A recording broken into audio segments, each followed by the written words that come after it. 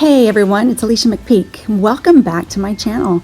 Today I'm rolling out for you guys another Better Late Than Never DIY for St. Patrick's Day. So this was a little project that my granddaughter and I did, and I'm just going to kind of walk you through it.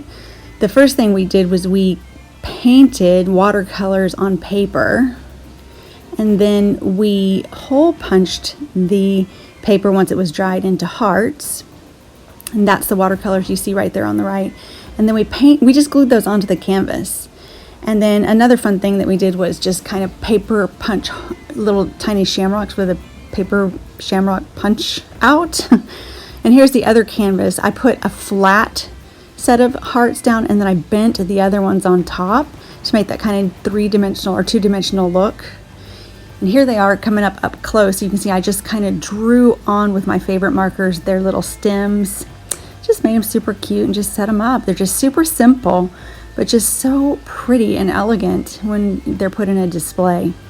There's the 3D ones again. You can see how the little hearts are kind of just standing up because I bent them. And it just kind of gives a really fun look. I think we did it accidentally. There's one on cardstock that I did just for fun. And here's Livy just painting her paper. It was a fun project to do with my granddaughter. And we just splashed it. We took watercolors and we watered them down and used a dropper. Splashed the paper and then just let it dry. And again, hole punched it. After we hole punched it, then we just glued it to the canvases, and that's it. Well guys, I hope you enjoyed this quick little tutorial. If you did, give me a like and definitely subscribe. See you around again soon.